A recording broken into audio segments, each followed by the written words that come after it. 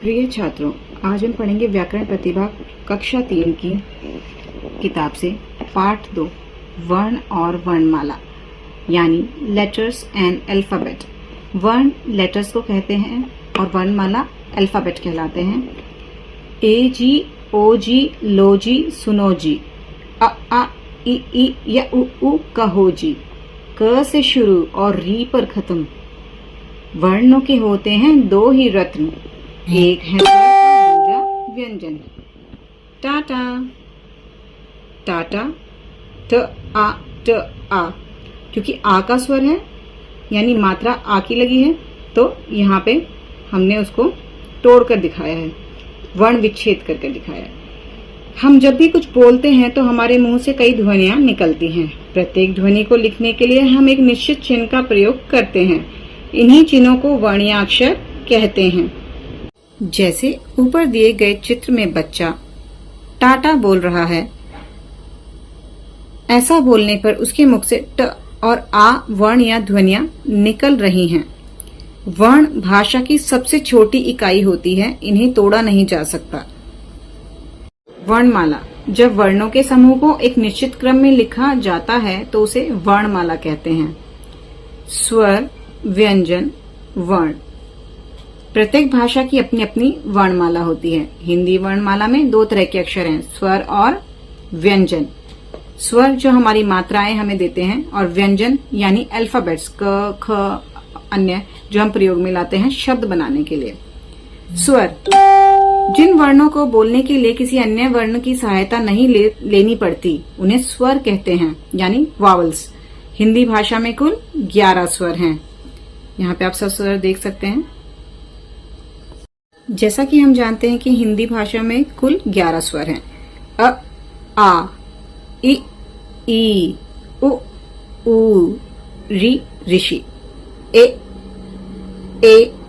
ओ, औ, अन। इसे अनुस्वार कहते हैं क्योंकि इसे बोलने में नाक से ध्वनि निकलती है। जैसे हम कह सकते हैं पंखा। आप अपने नाक को जब टच करेंगे मतलब छुएंगे तो आप फील करेंगे पंखा, अंक, डंक, इस प्रकार के शब्द।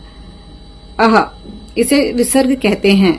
इसे बोलने में ह की आवाज आती है, जैसे कि नमः, प्रातः। अन, इसे अनुनासिक कहते हैं। इसे बोलते हुए नाक और मुंह दोनों से ध्वनि निकलती है। आंख, चांद, तो इसमें आपके नाक और मुंह दोनों से ध्वनि निकल रही है। अगला स्वर है औ। इसे आगत स्वर भी कहते हैं। यह ध्वनि अंग्रेजी भाषा से हिंदी में आई है। आगत स्वर के उदाहरण यानी एग्जाम्पल्स हम कह सकते हैं डॉक्टर, कॉफी, टॉफी, डॉग। तो इस प्रकार के इसके एग्जाम्पल्स हैं जो इंग्लिश भाषा से आते हैं, अंग्रेजी भाषा से आते हैं। इसमें सिर्फ चांद होता है, बिंदी नहीं होती, इसलिए हमारे नाक से कोई भी मतलब आवाज नहीं आएगी। व्यंजन, जिन वर्णों को बोलने के लिए स्वरों की सहायता लेनी पड़ती है उन्हें व्यंजन या कॉन्सोनेंट्स कहते हैं। सभी व्यंजनों को बोलने के लिए अस्वर का प्रयोग किया जाता है। व्यंजन को बिना स्वर के दिखाने के लिए उसके नीचे हल चिन्ह का प्रयोग किया जाता है। हल चिन्ह ऐसा होता है जो इसके साथ ही लगा हुआ, जिसे हल चिन्ह कहते हैं। क, म, ल, ह आदि। हिंदी भाषा में कुल 33 व्यंजन हैं।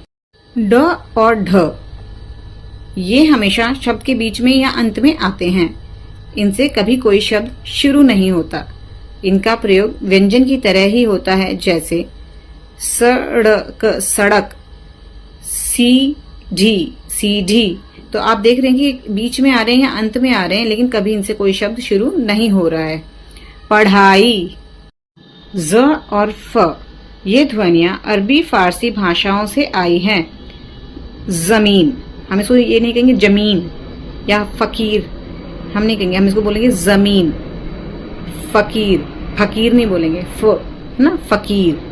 तो इस प्रकार इन शब्दों का उच्चारण होता है यानी प्रोनाउंसिएशन होता है।